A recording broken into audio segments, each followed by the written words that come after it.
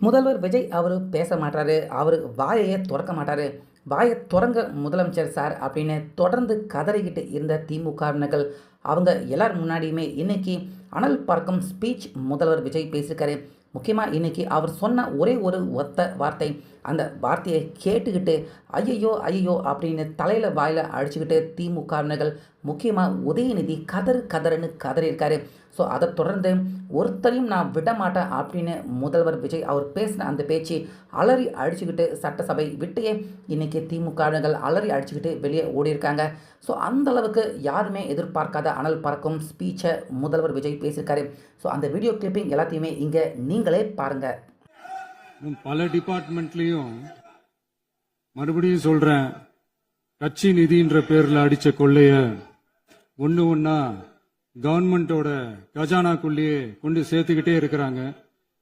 இப்பவும் சொல்றேன், மக்கள் பணத்துல இருந்து ஒரு பைசா கூட தொடமாட்டோம், தொடவும் விடமாட்டோம், தொட்டா விடமாட்டோம், இதுக்கு முன்னாடி தொட்டவங்களையும் விடமாட்டோம்.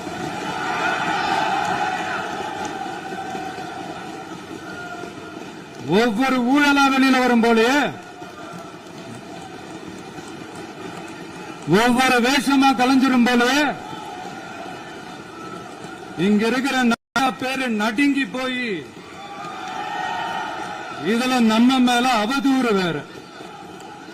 இப்ப புதுசா ஒரு வெப்பன் ஒண்ணு கொண்டு வந்திருக்காங்க. அது என்ன தெரியுமா? அவங்க தயவால தான் நம்ம ஆட்சி நடக்குதான். மக்கள் தயவால இந்த ஆட்சி நடந்துகிட்டு இருக்கு. மனசாட்சி உள்ள சக்திகளோட ஆதரவால இந்த ஆட்சி நடந்துகிட்டு இருக்கு. நாங்க தான் அனுப்பி வச்சோம் அப்படின்றாங்களே. அனுப்பி வச்சவங்களுக்கு மினிஸ்ட்ரியில இடம் கொடுத்தா ஏன் கதறீங்க? ஏன் இவ்வளவு கோவம்? ஏன் இவ்வளவு கதறல்? இதுல இன்னொரு முக்கியமான விஷயம், மார்க்சிஸ்ட் கம்யூனிஸ்ட் கட்சி நமக்கு ஆதரவு கொடுத்தது சுயேட்சையா எடுத்த முடிவுன்னு சொல்றாங்க. அதே மாதிரி இந்திய கம்யூனிஸ்ட் கட்சி நமக்கு ஆதரவு கொடுத்தது சுயேட்சையா எடுத்த முடிவுன்னு சொல்றாங்க. இதுல எங்க இருந்து நாங்க தான் அனுப்பி வச்சோம்னா புரியல. மக்களுக்கு நல்லா புரியும். எல்லாத்தையும் தெளிவா பார்த்துக்கிட்டு இருக்கிறாங்க.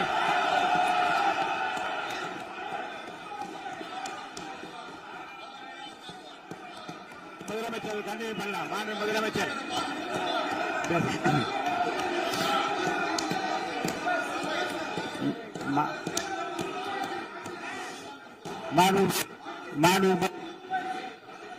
முதலமைச்சர் கண்டினியூ பண்ணலாம்.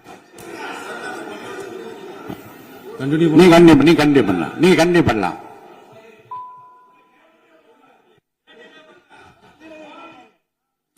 இந்த சமூக நீதி அரசுன்னு சொல்றவங்களை பார்த்து கேட்கிறேன், நம்ம பட்டியலின சகோதரர்களுக்கு எத்தனை அமைச்சர் பதவி கொடுத்தீங்கன்னு கொஞ்சம் சொல்ல முடியுமா?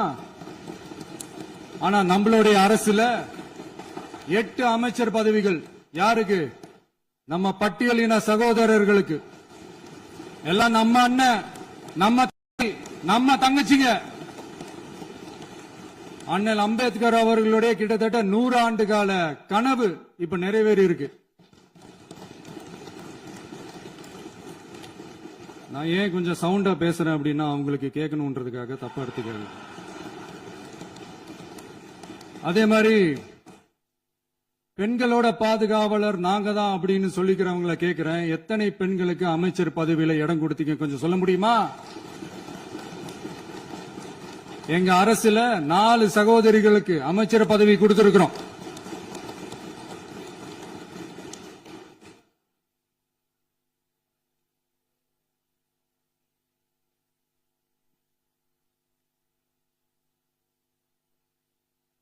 அதனால மக்களால் நிராகரிக்கப்பட்டு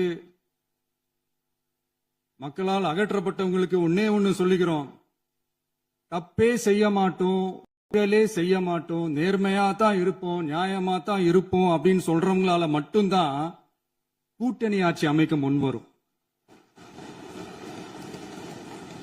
ஆட்சியிலையும் பங்கு, அதிகாரத்திலையும் பங்கு கொடுக்க முன்வரும். ஊழல்லையே ஊறி போனவங்களால இந்த கூட்டணி ஆட்சியோ ஆட்சியிலையும் பங்கு அதிகாரத்திலையும் பங்கு கொடுக்க முன்வராது. மெஜாரிட்டி இருந்தாலும் தரமாட்டாங்க, மெஜாரிட்டி இல்லனாலும் தரமாட்டாங்க. கேட்டா ரெடிமேடா ஒரு பதில் ஒண்ணு வச்சிருப்பாங்க, கூட்டணி ஆட்சியை மக்கள் விரும்ப மாட்டாங்கன்னு. அதே மக்கள் தான் இப்ப அவங்கள பார்த்து சிரிக்கிறாங்க. நான் பதவி ஏத்த அன்னைக்கு கொஞ்சம் டைம் அவகாசம் கேட்டேன். எதுக்கு கேட்டேன்? நிதி நிலைமைலாம் கொஞ்சம் மோசமா இருக்குது, அதெல்லாம் கொஞ்சம் சரி செஞ்சுக்கிட்டே படிப்படியா கொஞ்சம் கொஞ்சமா நான் கொடுத்த வாக்குறுதிகள்லாம் செயல்படுத்துவேன், அதுக்காக கொஞ்சம் டைம் அவகாசம் கேட்டேன். நான் ஏதோ வேற எதுக்காகவோ வேற யாருக்காகவோ ஏதோ அவகாசம் கேட்ட மாதிரி. அடுத்து இங்க இல்லாதவங்களை பத்தி பேச வேண்டாம்னு நினைக்கிறேன்.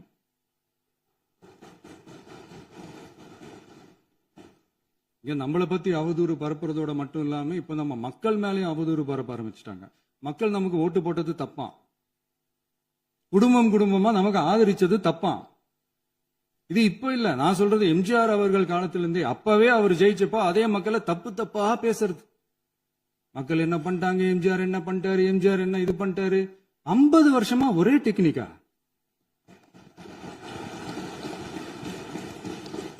டெக்னாலஜி எல்லாம் மாறி வேற எங்கேயோ போயிட்டு இருக்கு பஸ். இதுல கொஞ்சம் டெக்னிக்காச்சும் கொஞ்சம் மாத்தினா கொஞ்சம் நல்லா இருக்கும். அதனால மக்களுக்கு யூஸ்ஃபுல்லா இருக்கிற மாதிரி இந்த ஆக்கப்பூர்வமான கருத்துக்களோ ஆக்கப்பூர்வமான யோசனைகளோ இருந்தா சொல்லுங்க, அதை நாங்க டெஃபரெண்டா எடுத்துக்கிறோம். ஆனா அதை விட்டுட்டு இந்த நக்கலு நையாண்டி சம்பந்தம் இல்லாத இதெல்லாம் பேசிட்டு அப்புறம் முதல்வர் பதில் சொல்லல, முதல்வருக்கு பதில் சொல்ல தெரியல அப்படின்னா அப்புறம் என்ன சோஃபா மாடல் ஆட்சியா? அது என்னன்னு புரியறதுக்கு எனக்கு ரொம்ப நாள் ஆச்சு. இந்த சோஃபா செட்டு, டேபிள் சேரு, டீபாய், பர்னிச்சர் பிசினஸ் எல்லாம் வேற எங்க வெளியில போய் பண்ண சொல்லுங்க. அப்படி அந்த பிசினஸ் தான் பண்ணணும்னா நிறைய பிசினஸ் பண்ற மாதிரி வெளியில போய் பண்ண சொல்லுங்க, இங்க சட்டசபைக்குள்ள வேணாம். அதனால ஆக்கப்பூர்வமான கருத்துக்கள் இருந்தா சொல்லுங்க, டெஃபினட்டா அது சரியா இருந்தா நாங்க ஏத்துக்கிறோம்.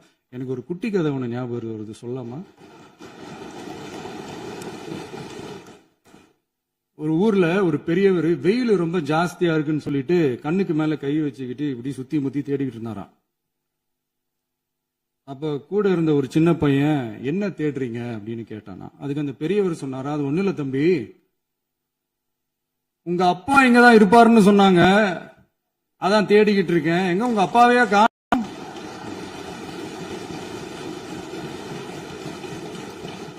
இல்ல எங்களுக்கும் நக்கலா நையாண்டியா சம்பந்தம் இல்லாத குட்டி கதை இதெல்லாம் எங்களுக்கும் பேச தெரியும்.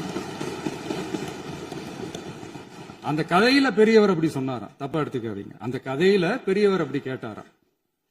அதனால யாரும் இங்க டென்ஷன் ஆக வேணாம். அதனால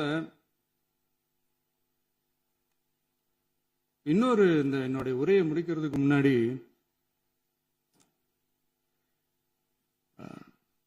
போயிட்டாங்க, பேசலாமா? உங்க கருத்துக்களை நீங்க முழுமையாக மன நிறைவோடு பேசலாம். டிவில சரி. அதான் 5 நிமிஷம் பேசினதுக்கே கொளத்தூரி இந்த ஆட்டம் அடிச்சு பேசுனா அப்புறம் என்ன பண்றது? கடைசியா நான் முடிக்கிறதுக்கு முன்னாடி ஒரு முக்கியமான ஒரு விஷயம் பத்தி சொல்லணும். ஒரு ஆக்ஷன் பண்ணணும்னு எனக்கு தோணுச்சு. எல்லாரும் போயிட்டாங்க. இல்ல பர்மிஷன் பண்ணலாமா? இப்பவும் பண்ணலாம், ஒண்ணும் தப்பு இல்ல.